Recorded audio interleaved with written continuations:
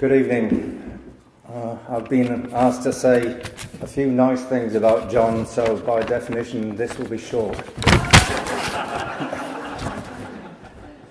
John Callerley, entrepreneur, raconteur, bullshitter.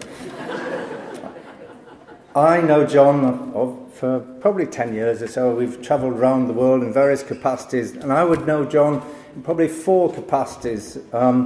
A great ambassador, a snappy dresser, a master whiskey taster, but lastly, lacking in a little bit of self-confidence, which I'll tell you about in a bit. The ambassador, fantastic ambassador for whiskey, for Jameson's and for Ireland. He epitomises the brand of both. Jameson's, smooth, alcoholic.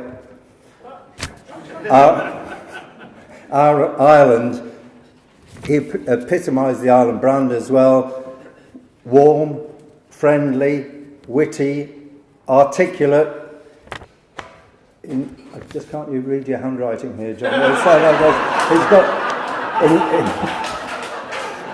writes left-handed, and it's very difficult to read. But engaging, I think it is. But he epitomises all those, and wherever he goes, promotes Ireland better than most. Snappy dresser. There's not many of us left, but John is. And I have noticed, in fact, I did notice when I was in Hong Kong recently with him, we had a day free, walking down the main street in the main shopping area. Every shop we went past, most shops we went past, a little man came out and said, "Mr. John, Mr. John!" Even one of them came out and poked him in the stomach and said, "You put on weight, Mr. John." But John, obviously, that's where he buys all his Paul Smith and Tommy Hilfiger and things, and he has a unique ability. I've seen normally you and I would be paying $10 for these shirts, T-shirts, whatever special deals, but John negotiates like nobody else can, and he can get those same things for $25, $50, it doesn't matter.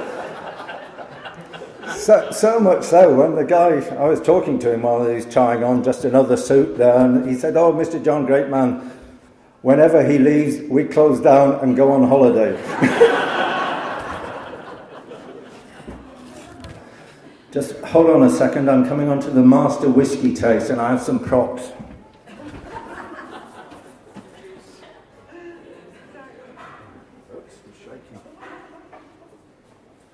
Whoops. I'm shaking here. Nerves. Right, whiskey tasting. Wherever we go throughout the world, John does his whiskey tasting, and it's brilliant. He does it better than anyone else. And I don't know if you've all seen it, but I'm just going to give you a rough idea of how it works. We have Jim Beam whiskey, we have Glenfiddich, and then we have Jameson's. And he would normally get 8 people up, and they would have 3 glasses in front of them. And then he would say, "Right, I'd like you to taste the Jim Beam." They taste it. He said, "Jim Beam is distilled once. It comes from America. It's very rough. It rots your stomach." And Americans would use it to take the paint off the walls. Glenfiddich. Distilled twice, that. Sort of smoky, peaty taste you'll define. Some would compare it to dog poo. I would suggest you throw that over your shoulder.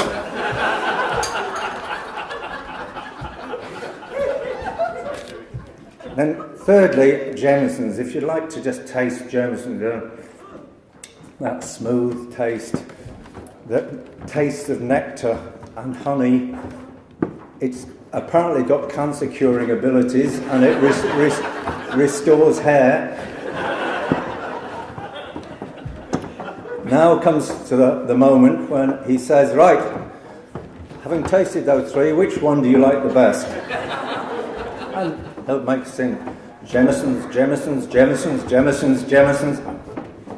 If there's one that hasn't said Jameson's, the look the killer look he gives them. If looks could kill, he would kill an elephant from 10 metres just by glaring at this guy. Goes down the road, Jemisin's. I'll come back to you in a minute. So he comes back. And if this poor guy or woman is still there, many of them flee at that moment in time. But then he comes up and says, now listen, if by any chance it was the end of the world, you were crawling along in the desert, you hadn't had a drink for 3 weeks, and you met somebody with a glass of Jemisin's cocktail, would you drink that? I said I would. That's good enough for me, we'll say.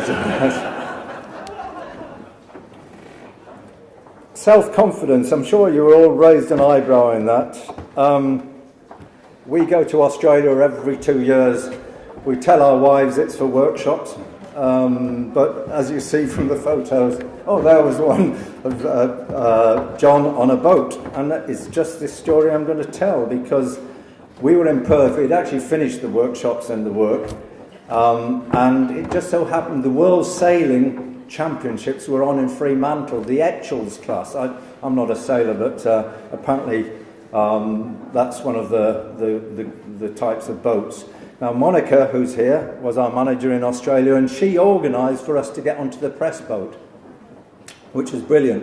We went out on the press boat, a few beers, and this sailing is fantastic. I mean, it's these guys who are leaning back all the time and running around the boats. There was nowhere to sit or anything like that. It's fantastic. We were there for a couple of hours, came back, walking back down the jetty, and Monica rings up, how did it go? I said, it was great. So you'll never believe what happened. I said, as we just arrived here, there were a couple of the crew members that were sick. And I said, I was taken onto a boat from South Africa, and John went onto a New Zealand boat. And he was brilliant. He said, I said, the South African guy the skipper wasn't a nice guy at all. He wouldn't let me bring my beers on board or anything. But John did exceptionally well. And he came 13th in the world. Now, Monica was well impressed with this, so immediately dashed out a press release saying John Kelly had come 13th in the world. John, not too happy about this, because Richard Burrows, who he mentioned, his chairman of Jemisin's, the guy who he revered and he talked to there, was actually in the race with his sons, and he came 18th. So the fact that he wanted to cancel his press release and didn't want to do anything about it, I think that's a shame. John is a great professional. You've heard it today. Everyone would not have a bad word to say about him. A great professional. I've said he's a great ambassador for Jemisin's, for Ireland, but most importantly to me, he's a great friend. Who would have thought I would have quoted the Terminator and the IRA in one paraphrase? But I know he'll be back. He hasn't gone away. Thank you.